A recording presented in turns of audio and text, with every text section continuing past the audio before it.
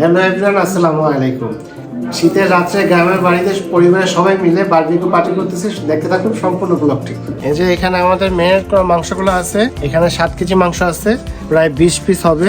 এখানে টক দই, tomato sauce, barbecue sauce, barbecue মশলা আর অনেক কিছু দেওয়া আছে। এখানে আদা রসুন।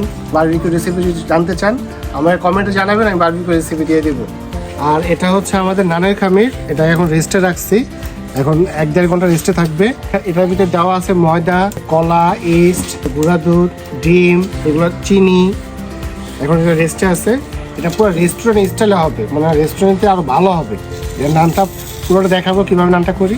যেহেতু আমাদের কাছে কয়লা নাই, তার জন্য আমরা লাড়কি পড়াইয়া কয়লা করতেছি। এই যে এখন আমরা মুরগিগুলো ছেড়ে দিব। আমাদের কয়লা প্রায় হয়ে গেছে, বিসমিল্লাহ করে ছাড়লাম।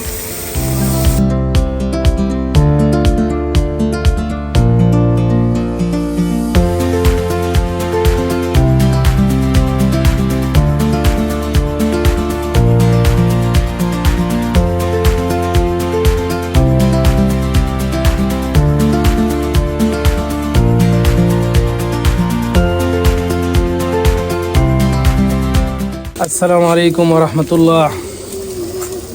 আজকের এই শীতের দিনে আমরা বারবিকিউ তৈরি করতেছি, এবং কি এটা আমি কুইতে খেয়েছি। কুইতে এটাকে জিজাজ ফাহাম বলে আর কি। আমাদের জনি ভাই আমাদের জন্য আয়োজনটা করেছে, মাশাআল্লাহ প্রচেষ্টা খুব সুন্দর হইতেছে। আমরা তৈরি করে দেখতে থাকেন আমাদের সাথে আরও আছে আমাদের সম্মানিত আব্বু, এবং কি আমাদের যে উদ্যোগ নিয়েছেন আমাদের জনি ভাই, এবং কি আমাদের ছোট ভাই আছে এখানে। আপনারা আমাদের পাশে থাকেন, আমাদের সাপোর্ট করবেন, এবং চ্যানেল সাবস্ক্রাইব করবেন এবং দেখতে থাকেন আপনারা। হ্যাঁ, তুমি বলো কিছু, তুমি তো শেফের জন্য শেফ। বারাকাল্লাহ, মাশাআল্লাহ খুব সুন্দর হচ্ছে, প্রচেষ্টা মানে খুবই ভালো, পারফেক্ট হচ্ছে। এই যে আমরা নান বানাচ্ছি, এখানে নানের সাইজগুলো করে নিতেছি গোল গোল করে, এখানে বেলা হইতেছে আর আপনাদেরকে ভাজা দেখাইতেছি কিভাবে ভাজতেছি নানটা। এই যে দিয়ে দিলাম রুটি তাওয়াতে আগে আপনাদের লবণ পানি ছিটা নিতে হবে, যে সুন্দরভাবে পোড়া হবে, রেস্টুরেন্টে তুঙ্গুল যেরকম ভাবে হয় ওরকম ভাবে। এখন ঢেকে দিলাম।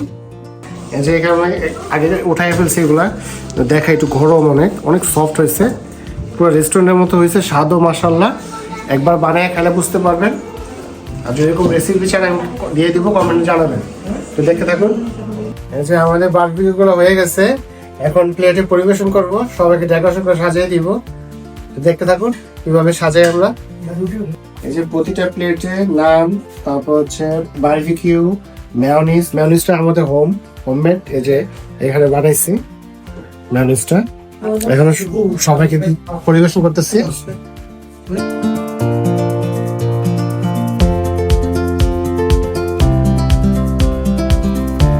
সবাই খাচ্ছে এখানে, দেখেন।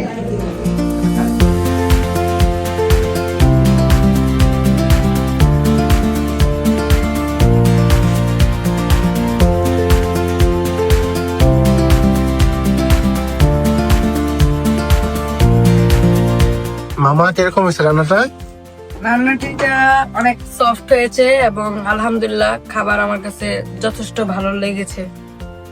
খাবারটা আলহামদুলিল্লাহ খুব ভালো হয়েছে, নান রুটিটা বেস্ট। থ্যাংক ইউ জনি ভাই। আলহামদুলিল্লাহ খুবই মজাদার। আমি যেগুলো সাধারণত খাই না হোটেলে, আজকে বাসায় খাওয়ার পর তোর এই খাবারটা খুব ভালো লাগছে। আসসালামু আলাইকুম রহমতুল্লাহ। গ্রামের বাড়িতে এসেছি, এখন শীতকাল চলতেছে।